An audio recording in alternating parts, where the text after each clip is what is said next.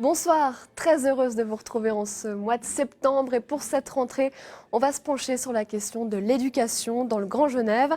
Pas mal de thématiques à aborder, notamment le sujet des élèves frontaliers, mais aussi l'apprentissage ou encore le téléphone portable à l'école. On en parlera avec la ministre genevoise de l'instruction publique, Anne-Emery Torasanta, et le président d'Annemasse Agglo et maire de cette même ville, Christian Dupesset. Et puis en fin d'émission, comme toujours, de très jolies découvertes dans la région. Je me suis rendue au musée du bâtiment et à l'atelier du vitrail. Ils sont tous deux à Ville-Lagrand. Rencontre avec deux passionnés. Voilà pour le sommaire, mais avant de développer notre grande thématique, je vous propose de faire un point sur l'actualité transfrontalière. Deux nouvelles lignes transfrontalières ont été ouvertes le 27 août. Les bus 62 et 63 vont respectivement du Bachet à Collonges-sous-Salève et de Confignon à Viry. L'effort financier a été partagé entre les deux pays. Genève s'occupe des lignes et la France de la mise à disposition de parkings relais. L'objectif de ces lignes de bus est de désengorger les petites douanes. Le nombre de frontaliers actifs à Genève continue d'augmenter. Le chiffre s'établit à 85 531 personnes, en hausse de 1,7% par rapport au deuxième trimestre correspondant l'an passé. La hausse est toutefois moins rapide que dans les années 2015 ou 2016. La CGN a fait don de sa mémoire au musée du Léman. 213 objets historiques de la Compagnie Générale de Navigation viennent compléter une collection déjà existante. La donation comprend des photographies, des affiches, des cartes et des éléments d'architecture extérieure. On parle donc ce mois-ci d'éducation. Anne-Emery Torasanta, Christian Dupesset, bonsoir. Bonsoir. On commence par ce gros dossier qui a agité la région ces derniers mois, c'est celui des élèves frontaliers. Alors pour rappel, il s'agit des parents frontaliers, principalement suisses, qui habitent en France, mais qui scolarisent leurs enfants à Genève. En février, le Conseil d'État annonçait que ces élèves ne seraient plus acceptés dans les écoles genevoises. Anne-Emery Torasanta, on en est où de ce dossier ? Alors, on en est qu'en fait, les élèves sont toujours acceptés pour autant que leurs frères et sœurs soient déjà dans le système. Maintenant, ce qui avait présidé au choix du Conseil d'État, et puis il faut bien le comprendre, c'était deux choses. La première, c'était qu'on partait d'idée que pour les petits, les plus jeunes, parce que le secondaire 2 est hors du jeu, si je puis dire, pour les plus jeunes, c'était logique d'être scolarisés dans leur quartier, dans leur commune. C'est aussi une forme d'intégration sociale. Et puis la deuxième raison, c'était que les enfants des parents frontaliers étaient les seuls qui choisissaient leur école. On ne choisit pas son école à Genève. Et c'est donc ça qui avait présidé au choix du Conseil d'État. Il y a eu des recours. Et le problème qui s'était posé, et le département l'avait dit, j'avais cette position-là, qui était de dire on ne change pas les règles du jeu au milieu du gué, en cours d'année. Mais ça veut dire que pour la 2019, suite, il pourrait y avoir une autre décision alors, pour 2019, pour l'instant, le Conseil d'État maintient le principe que, sauf si on a déjà commencé ou qu'on a des frères et sœurs qui ont commencé dans le système, on restera scolarisé dans son pays, si j'ose dire. Maintenant, il y a eu des recours. On attend bien sûr ce qui va se passer. Et effectivement, ça avait été confirmé qu'en cours de route, c'est pas possible de changer. Christian Dupesset, on a vu des communes françaises très engagées à ce sujet, dénonçant notamment le choix unilatéral de Genève. On vous a peu entendu à ce sujet. Est-ce que ça ne concerne pas Annemasse ? Si, bien sûr, ça concerne Annemasse, ça concerne les communes autour d'Annemasse, ça concerne peut-être plus quelques communes plus rurales proches de la frontière. Mais ce qui nous a un peu choqués, et je le dis en toute amitié, c'est l'annonce brutale de la décision sans aucune discussion préalable. C'est un type de sujet qui doit être mis sur la table ensemble, dans le cadre du Grand Genève. Et il est logique qu'on y réfléchisse ensemble, parce que ça a un coût, parce que le sort des enfants, la bonne place de l'enfant est en cause. Et je crois qu'on ne peut accepter au départ comme cela que Genève, qui a des difficultés, on le sait bien, à loger ses propres habitants qui logent en France, dans le même temps fait que ces Suisses qui habitent la France soient obligés de scolariser en France, donc de pénaliser financièrement les communes françaises. Mais je pense que le sujet est réel et que la meilleure des solutions, et j'en doute pas, elle se fera autour de la table. Alors, je partage entièrement l'avis et on doit en discuter. C'était l'avis de mon département. Le maire de Saint-Julien, simplement sur une solution envisagée. Le maire de Saint-Julien proposait il y a quelques mois que Genève construise des écoles en France. On sait que c'est la compétence du département des infrastructures, mais est-ce que l'idée pourrait faire son chemin ou est-ce que c'est négatif ? Je pense que, comme l'ensemble du sujet, ça doit faire partie des choses qu'on met sur la table. Ce que j'ai aussi regretté, moi, dans la question des élèves, dans la question des élèves frontaliers, c'était qu'effectivement, ça soit fait si rapidement, parce que c'est une vraie question de savoir où on scolarise les enfants. Mais c'est toute la question de la région, et puis les instances intercantonales, les instances interrégionales, etc., elles sont là pour ça, et je crois qu'on devrait se mettre autour de la table pour parler de ces questions. Est-ce qu'on a d'autres solutions qui sont envisagées pour l'instant? Est-ce qu'on y pense? Les solutions, elles sortiront du débat. Dans les solutions, il y a, je ne crois pas trop à la construction d'écoles, parce qu'il y a des compétences en France, des communes, des départements, des régions, enfin c'est complexe. Je crois par contre que la prise en charge éventuelle du coût de l'enseignement pourrait être une piste. Vous savez, moi je vais vous citer qu'un seul chiffre. Nous sommes aujourd'hui dans une commune comme Annemasse, dans l'obligation d'ouvrir, c'est une commune de 37 000 habitants, d'ouvrir, d'accueillir 100 à 150 élèves de plus chaque année. C'est-à-dire d'ouvrir entre 4 et 5 ou 6 classes chaque année. On y reviendra. C'est un choix important. Donc, si on y ajoute les enfants suisses vivant en France, vous comprenez que l'addition va commencer à être lourde. Donc, discutons-en. Donc il y a cette question, bien sûr, de la construction de bâtiments. À Nyon aussi, la pression démographique est très forte. Un nouveau complexe scolaire vient de voir le jour. Nous y étions pour la toute première rentrée. 8h15, les sacs à dos fleurissent dans la cour. Les élèves sont unanimes sur leur nouvelle école. Une jolie couleur. Et je l'aime bien. Jolie, dorée. Elle est jolie. Elle est belle. Elle est grande. Jolie, belle, grande, les enseignants sont d'accord, mais un peu plus mesurés. Depuis l'extérieur, ça vaut ce que ça vaut, chacun a son avis, mais dedans c'est très beau. Ça prend du temps pour s'y retrouver, je pense pour les élèves aussi, mais elle m'a l'air très bien conçue, donc je me réjouis d'y pratiquer l'enseignement. Après rassemblement, il est temps de faire les premiers pas à l'intérieur pour les élèves, suivis de près par les parents. J'ai mal dormi, je dois dire, mes filles aussi, mais elles étaient plutôt contentes et moi aussi. Le petit stress est vite passé. Les 21 classes de l'école se remplissent des 420 élèves. Pluie de photos, dernier bisou. L'année scolaire est lancée sans embûche au COSI. D'avoir un bâtiment neuf, évidemment, c'est un cadeau magnifique qui est fait aux jeunes et puis aux enseignants, à nous aussi d'ailleurs, à l'administration. Ça, c'est vraiment chouette. Donc, le changement est plus de cette nature-là, sur le ressenti qu'on a à l'école, parce qu'après, sur le fond, c'est la même pédagogie qu'on développe. Et de la pédagogie, il en faudra d'autant plus en ce début d'année. Tu es content que ce soit la rentrée ou pas? Non. Patience avant les prochaines vacances. Ce sera le 13 octobre sur Vaud et le 20 octobre à Genève. On vient de voir Nyon, à Annemasse, c'est un peu le même cas, vous le disiez. Il faut sans cesse construire, rénover. On dit qu'à Annemasse, on construit un groupe scolaire par mandat de 6 ans. Est-ce que c'est juste ?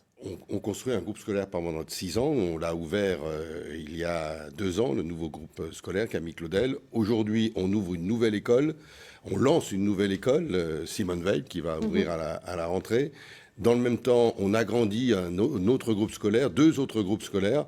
On court après. On court après la demande et le besoin. Alors, c'est notre première responsabilité d'une commune. C'est la première responsabilité que de répondre à ces besoins-là. Mais c'est un poids très, très important. Et en plus, on essaye de le faire bien. C'est-à-dire, comme vous venez de le montrer, que les enfants et les enseignants se trouvent dans de bonnes conditions. C'est une priorité pour nous. Anne-Emery Torasanta à Genève, c'est environ 1500 élèves de plus par an. On a une pression démographique énorme. 600 000 habitants dans le canton en 2040, ce sont les projections. Est-ce que Genève est prête à absorber cette hausse? Est-ce qu'on est déjà en retard? C'est la grande question, parce qu'il y a une attractivité de toute la région, on le voit des deux côtés de la frontière. En ce qui concerne les bâtiments scolaires, on anticipe, mais le problème qu'on a à Genève, c'est comme pour toutes les constructions, on prend énormément de retard. Raymond Uldry, par exemple, qui a été inauguré l'an dernier, 10 ans de retard. Elle avait été prévue pour 2007. Donc c'est toute la question des oppositions, de surcroît dans un territoire qui est relativement exigu, où l'État n'a pas forcément beaucoup de disponibilité. Mais je crois que fondamentalement, c'est toute la question de l'attractivité de la région, comment on la construit, qu'on doit discuter ensemble, parce que le problème, au fond, il est le même des deux côtés. On va parler à présent de ce qui se passe un peu à l'intérieur des écoles. En France, l'enseignement sera obligatoire dès l'âge de 3 ans à partir de 2019. À Genève, vous avez aussi étendu cette formation obligatoire, mais dans l'autre sens, jusqu'à 18 ans. Pourquoi avoir fait ce choix ? Pour lutter contre le décrochage scolaire, on sait qu'à Genève, on a en tout cas une quinzaine de pourcents des jeunes qui n'ont pas de certification du secondaire 2, qui n'ont pas de titre. Et dans un marché de l'emploi très concurrentiel, c'est malheureusement la voie vers le chômage, vers l'aide sociale, etc. Donc pour encourager tous les jeunes à avoir une formation, on la rend obligatoire. Côté Annemasse, vous avez comme ça observé des cas de décrochage en masse ? On est à peu près sur les mêmes chiffres, sur le même pourcentage de décrochage scolaire ou de sortie du système éducatif sans qualification, sans diplôme, entre 15 et 20%. Ça dépend des établissements. Je crois que c'est un vrai enjeu. C'est une bonne idée, cette formation jusqu'à 18 ans ? Alors, je crois que c'est une très bonne idée.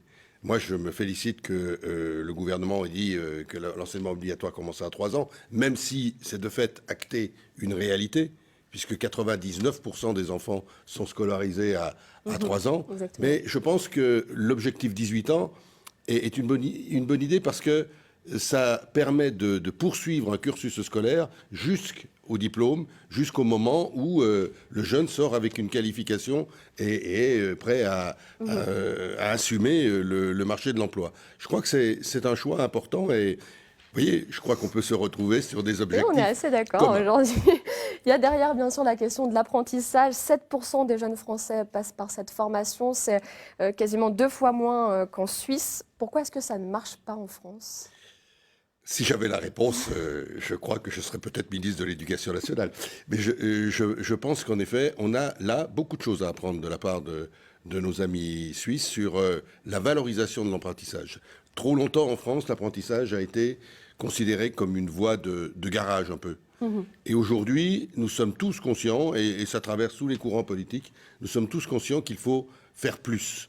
Et pour faire plus, il faut à la fois que l'apprentissage soit valorisé dans le résultat, dans le diplôme, mais il faut aussi que les entreprises qui prennent des apprentis soient valorisées. On vient de décider, sur le territoire français du Grand Genève, notamment sur Annemasse et Saint-Julien, de lancer une certification de l'entreprise apprenante, c'est-à-dire mettre en avant les réussites de l'apprentissage.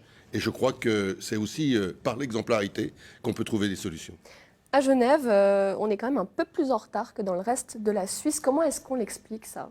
Il y a une tradition de quand même une forte population urbanisée, avec aussi une économie qui est essentiellement tournée sur le secteur tertiaire. On a très peu de secteur secondaire et très peu, bien sûr, d'agriculture. Donc, du coup, il y a la volonté chez beaucoup de familles d'aller travailler dans le commerce, dans l'administration, etc. Et puis, cette tendance, malheureusement, à ne pas le faire en entreprise, mais à le faire plutôt dans des filières à plein temps en école, ce que je regrette infiniment. On a quand même, au final, à peu près un quart des jeunes qui finiront une formation professionnelle en entreprise. Alors, il y a un autre sujet dont on parle beaucoup ces dernières semaines, c'est celui du portable à l'école. Vous avez dit cet été à Demery Torres-Santa vouloir avoir des discussions sur ce sujet. Depuis, tous les cantons se positionnent. Ça n'a pas pris un peu trop d'ampleur par rapport à un sujet qui peut paraître anecdotique ? Il faut croire qu'on a touché, en disant ça, une corde assez sensible. On a touché l'émotion. Oui, il y a une véritable problématique, peut-être pas aussi importante qu'on le dit, mais notamment, paradoxalement, pas chez les petits, mais chez les grands. On voit des phénomènes d'élèves qui, à peine ils ont terminé le cours, se précipitent sur leur téléphone portable. Donc oui, il faut en parler. Il faut le faire en concertation avec les équipes pédagogiques, etc., avec les parents. Mais je pense que l'école doit être un lieu préservé. Je donne toujours l'exemple de la bière. La bière est autorisée en Suisse à 16 ans. C'est pas pour autant que dans les cafétérias du secondaire 2, on vend de la bière. C'est un peu la même chose avec le téléphone portable. C'est pas parce que tout le monde en a, ou presque, dans la société civile qu'il faut forcément qu'on l'utilise à l'école en permanence. Alors, Christian Dupessel, la France l'a voté fin juillet. C'est effectif depuis cette rentrée. Plus de portables dans les écoles. Est-ce que c'est pas contradictoire avec cette volonté de mettre du numérique dans les classes ? Ça peut pas paraître un peu flou pour les élèves ?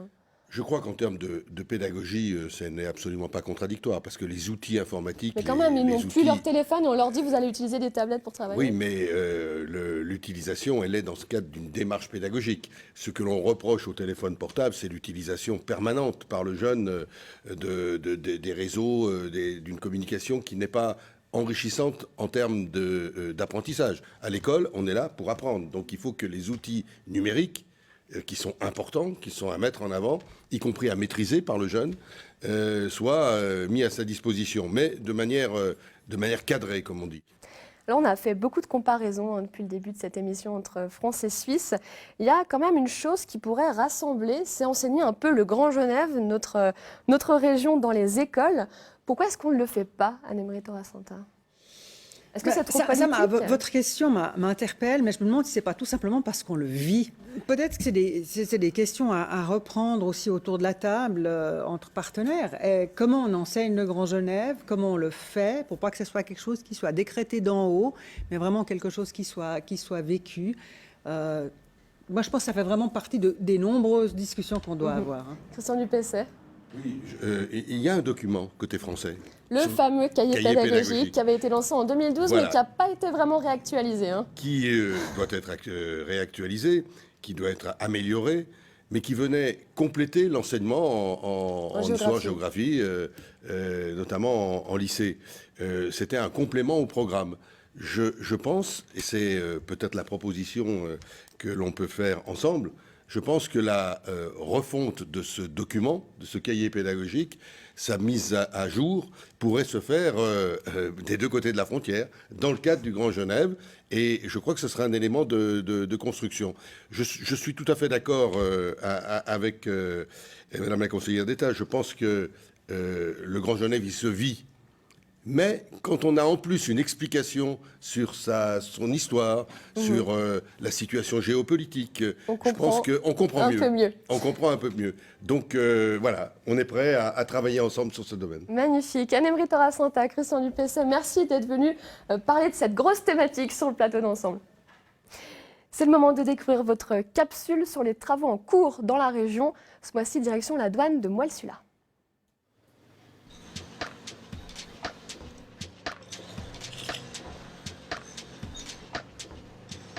Nous sommes ici à Moelle-Sula, nous sommes sur un chantier qui permet de relier le tram actuel 12 en direction d'Annemasse avec le futur chantier du tram Annemasse.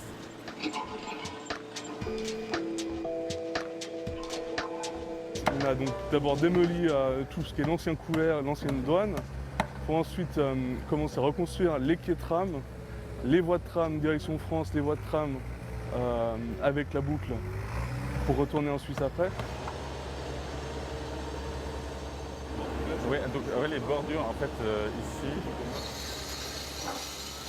Cet été, au mois de juillet et août, on a coupé la circulation des trams, on a fait vraiment des travaux d'une grande ampleur pour aller vite et pour refaire toute l'infrastructure ferroviaire ici à Moelle-Sula. Après, le chantier va se poursuivre après cet été avec la construction du nouveau bâtiment des douanes qu'on a dû prévoir puisque l'ancien bâtiment des douanes se trouvait à l'emplacement des voies qui vont aller en direction de la France.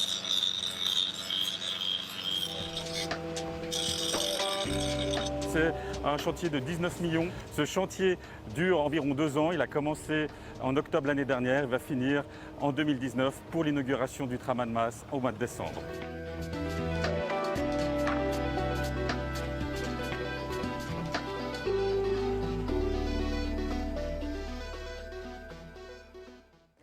Ils participent tous deux aux Journées du patrimoine. Mi-septembre, le musée du bâtiment et l'atelier du vitrail dans le village de Villagrand sont de véritables merveilles pour les yeux. C'est la découverte de ce mois-ci. Je m'y suis rendue avec Colinutz.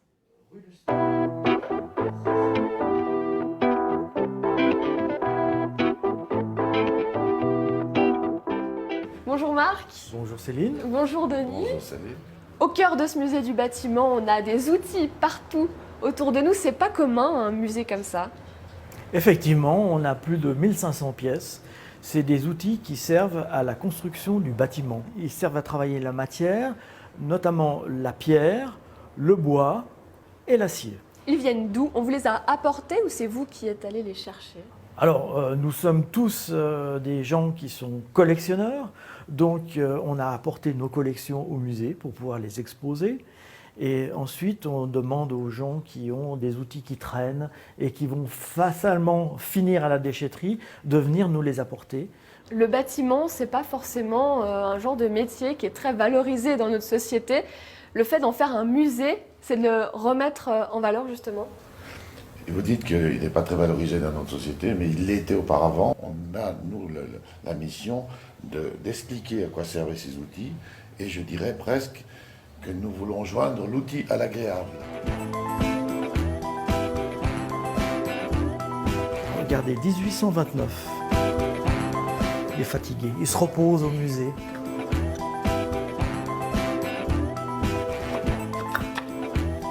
Celui-là, par exemple, je l'ai trouvé sur l'île de Malte, à Gozo. Regardez, un peigne très ancien qui m'a été offert par un compagnon avec lequel j'ai appris à tailler la pierre. C'est celui qui a permis de construire ma maison, donc j'y tiens énormément.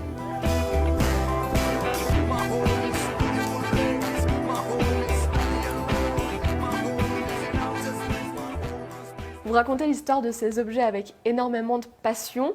C'est quoi votre rapport à ces métiers du bâtiment? Vous avez été là-dedans ou pas? Ah, pas du tout. À l'origine, j'étais technicien en teinturerie blanchisserie industrielle.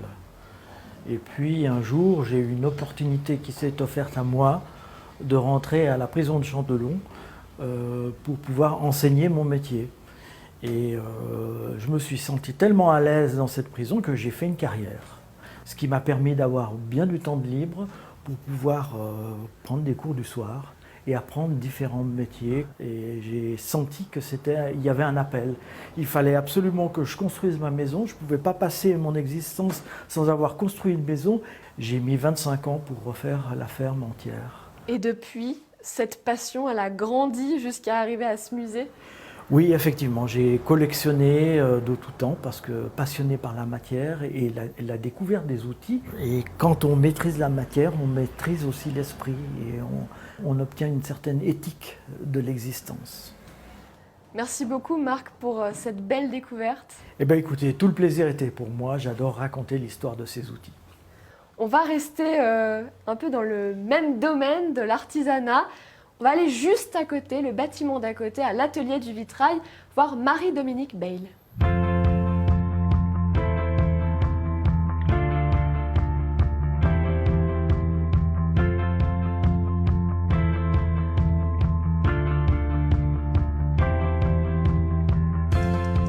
Bonjour Marie-Dominique. Bonjour. On est dans votre atelier, vous êtes maître verrier, ça consiste en quoi?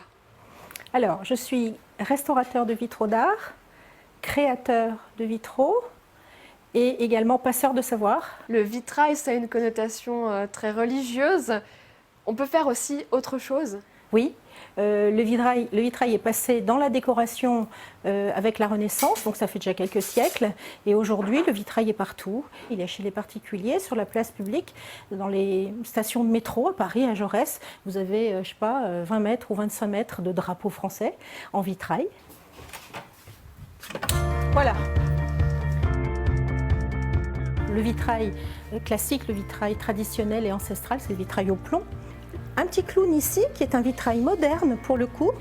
Je me suis inspirée de Zavata, qui est un clown de mon enfance, parce que je suis quand même pas née de la dernière pluie. Et Zavata, c'était le clown. Il n'y en avait pas deux, il n'y en avait pas trois, il n'y en avait qu'un. Zavata, c'est le clown de quand j'étais petite. Je me suis dit, ah, c'est le moment ou jamais. Donc voilà, du vitrail moderne au plomb, même méthode, mais travaillé autrement.